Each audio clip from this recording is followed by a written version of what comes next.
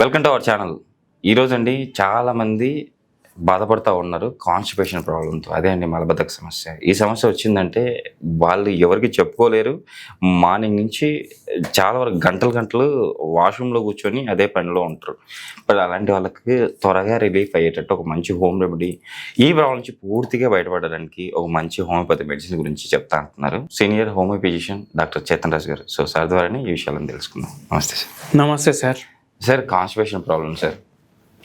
చిన్నపిల్లలు గ్రైవ్ వాటర్ ఇచ్చేవాళ్ళు మలబద్ధక సమస్య ఉంటే.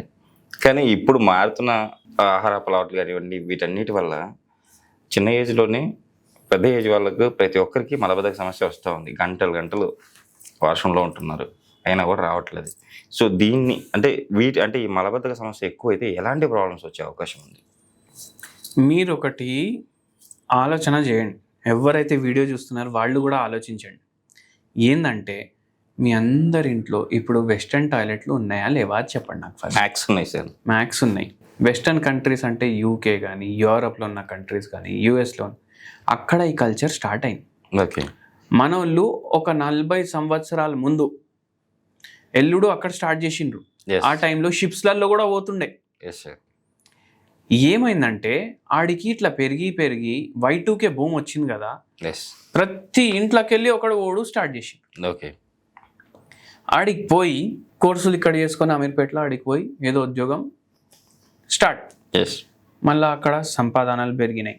ఇప్పుడు వాళ్ళు ఆడికెళ్ళి ఈడికి వస్తారు కదా, ఎస్. అరే మా కొడుకు వస్తుండు అమెరికాకి వెళ్ళి, అమెరికా నుంచి వస్తే వాడు అమెరికన్ స్టైల్లోనే ఉండాలి అంత లేదు, మోషన్ పాస్ చేయాలి వాడు ఓ అమెరికన్ స్టైల్లోనే. Okay sir.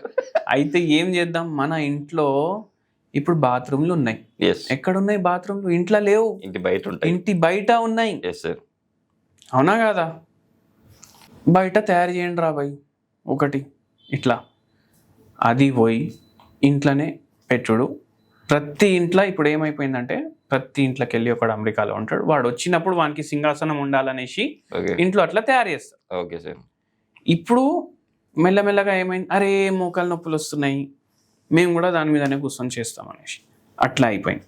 20 ఏళ్ళ నుంచి తయారయ్యే ఫ్లాట్లల్లో ఇంటికాడ ఇండియన్ టాయిలెటే లేదు. Okay sir. ఇప్పుడు ఇది మొత్తం నేను మీకు చెప్పిన కదా, ఎస్. దీని సారాంశం మీరే ఆలోచించండి. ఇంతకుముందు ఈ టాయిలెట్లు లేకున్నప్పుడు మలబద్ధకం సమస్యతో ఎంతమంది బాధపడుతుండే? చాలా తక్కువ. ఇప్పుడు ఎంతమంది బాధపడుతున్నారు? ఇప్పుడు నియర్లీ 60% నుంచి 40% నుంచి 60% వరకు బాధపడుతున్నారు. ఇంకోటి ఏంటంటే ప్రతి ఒక్కరికి ఎట్లా అయిపోయిందంటే వాళ్ళు ఏం చేస్తారు, మనం అది చేయాలి. Okay sir. దానివల్ల వచ్చే నష్టాలు మనం ఆలోచిస్తలేం. ఓకే. అవునా కదా? ఎస్. సో దాంట్లో కూడా చాలా మంది ప్రాబ్లం ఫేస్ చేస్తున్నారు. ఓకే. మళ్ళీ ఏమవుతుందంటే ఈ ఇండియన్ టాయిలెట్ మీద కూర్చొని చేస్తే మనకు అప్పర్ అబ్డామిన్ మీద ప్రెషర్ పడుతుంది. Okay sir. టువర్డ్స్ డౌన్ మంచిగా మన యానల్ వాల్స్ ఓపెన్ అవుతాయి. Okay sir. ఈజీగా మనం బయటికి పోతుంది. Okay sir. కానీ ఇక్కడ ఏమవుతుందంటే ఇట్లానే కూర్చుంటే కింద ప్రెషర్ పడుతుంది. ఓకే. అది బయటికి రావాలి కిందికి వెళ్ళి, కానీ అది పైకి నూపుతుంది. ఓకే. దాంట్లో కూడా పరేషాని అవుతుంది. దీంతో ఏమవుతుంది, మలబద్ధకం ఒకటే కాదు, ఫిస్చులా ప్రాబ్లమ్స్, పైల్స్ ప్రాబ్లమ్స్, మళ్ళీ దాని తర్వాత ఆటోఇమ్యూన్ ప్రాబ్లంలు కూడా వచ్చే ఛాన్సులు తక్కువ ఉంటాయి, కానీ వస్తాయి. ఓన్లీ కాన్స్టిపేషన్ ప్రాబ్లం ఎక్కువ అయితే వచ్చే సమస్యలు ఇవి. ఒకవేళ వాళ్ళకి జీన్స్ కూడా ఉన్నాయంటే ఆటోఇమ్యూన్ ప్రాబ్లంలు కూడా రావచ్చు వాళ్ళకు. Okay sir. అల్సర్లు అవుతున్నాయి, గ్యాస్ట్రిక్ సమస్యతో బాధపడుతున్నాయి, గట్ హెల్త్ సమస్యతో బాధపడుతున్నాయి. ఇన్ని ప్రాబ్లమ్స్ అయినప్పుడు అవి ఎందుకు వాడాలి మనం? సరే భయ్, మీకు మోకాలు నొప్పులు అవుతున్నాయి, కింద కూర్చోడానికి వస్తలేదు, వాడండి. లేదు నేను స్టైల్గా ఉంటానంటే మళ్ళా తర్వాత ప్రాబ్లం అవుతుంది. సార్, నిజంగా కాన్స్టిపేషన్ ప్రాబ్లం ఉన్న వాళ్ళకి కూడా మోకాలు నొప్పుల ప్రాబ్లం వచ్చే అవకాశం ఉందంటారా? అవును, ఎందుకంటే వాళ్ళకు ఒక్కటి కాన్స్టిపేషన్ అయితే ఉంది, దాంతో మొత్తం రోజు మీకు ఒకటి చెప్తా నేను, మోషన్ మంచిగా వచ్చింది అనుకోండి, ప్రశాంతంగా అయిపోతుంది మైండ్. కానీ మోషన్ చక్కగా లేదు అంటే మనిషి కూడా ప్రశాంతంగా ఉండడు. ఓకే. మనిషి కూడా టెన్షన్లో ఉంటాడు. Okay sir. సో అట్లా అవుతుంది అనమాట. అందుకే మలబద్ధకం తోటి, ఆ టెన్షన్ తోటి కొందరికి లాంగ్ రన్లో వాళ్ళకు ఏమంటారు గట్ హెల్త్ ప్రాబ్లమ్స్ అయితే అవుతాయి. ఇప్పుడు గట్ సరిగా లేకపోతే అబ్జార్ప్షన్ కూడా సరిగా అవ్వదు. కాల్షియం అబ్జర్వ్ అవుతుందా? కాదు. మోకాలు ఎఫెక్ట్ అవుతాయా? కాదా? ఎఫెక్ట్ అవుతాయి. మళ్ళీ దాని తర్వాత హార్ట్ ఎఫెక్ట్ అవుతుంది, కిడ్నీలు ఎఫెక్ట్ అవుతాయి, లంగ్స్ ఎఫెక్ట్ అవుతాయి, ఓకే ఎన్ని పరేషానీలు వస్తాయి. ఒక పేషెంట్కి ఇంగ్లీష్ టాయిలెట్ అలవాటు ఉండే, ఓకే ఫిస్చులా ప్రాబ్లం ఉండే, 2 సార్లు ఆపరేషన్ చేయించుకున్నారు. ఓకే సార్ మళ్ళీ థర్డ్ టైం వచ్చింది, సీదా మన దగ్గరికి వచ్చిండ్రు. ఓకే సార్ మనం ఏం చేసినాం, హోమియోపతి మెడిసిన్స్ ఇచ్చినాం అండ్ వీళ్ళకి చెప్పినాము ఇండియన్ టాయిలెట్ వాడండి. మోకాలు నొప్పులు ఉందా, లేవు, ఓకే వాడండి ఇండియన్ టాయిలెట్. 6 నెలల్లో తగ్గిపోయింది. ఓకే మళ్ళీ ఈ రోజు వరకు రాలేదు. మనం ట్రీట్మెంట్ ఆపి 11 సంవత్సరాలు అవుతుంది. ఓకే అట్లా ఉంటుంది ఇండియన్ టాయిలెట్ పరిస్థితి. ఓకే అండ్ మలబద్ధకం కూడా మీరు అది వాడకపోతే అయ్యే ఛాన్సులు ఉంటాయి. ఓకే మళ్ళీ ఇంకోటి కూడా చెప్తా మీకు, మనం ఏ వస్తువు పట్టుకున్నా ఓకే దాని మీద బ్యాక్టీరియా ఉంటుంది, దాని మీద బ్యాక్టీరియా ఉంటుంది. ఇప్పుడు ఇంట్లోనే బాత్రూమ్ పెట్టుకుంటున్నాం, ఫ్లష్ చేస్తామా, మళ్ళీ మొత్తం పోతుందని అనుకుంటాం కదా మనం. దాంట్లో ఉన్న పార్టికల్స్ మొత్తం బాత్రూంలో స్ప్రెడ్ అవుతాయి. ఓకే ఓపెన్ చేసినప్పుడు, క్లోజ్ చేసినప్పుడు అవన్నీ ఇంట్లోకే వస్తాయి. ఓకే ఇన్ఫెక్షన్లు కూడా అయ్యే ఛాన్సులు పెరుగుతాయా లేదా? అయితే అదే బాత్రూమ్ బయట ఉండి అక్కడే మోషన్ చేసుకొని అక్కడే స్నానం చేసుకొని చక్కగా ఇంట్లో వస్తే ఏమవుతుంది? ఏం కాదు. ఏం కాదు. సో ఇది మనం యాక్సెప్ట్ చేయాలి. మన బెడ్రూమ్లోనే బాత్రూమ్ ఉంటుంది, ఎస్ సార్ దాంట్లో ఉన్న బ్యాక్టీరియాలు అన్ని బెడ్రూమ్లో వస్తాయా రావా? వస్తాయి సార్. వెంటిలేషన్ చక్కగా లేకపోతే ఇన్ఫెక్షన్లు అయితే కావా? అవుతాయి సార్.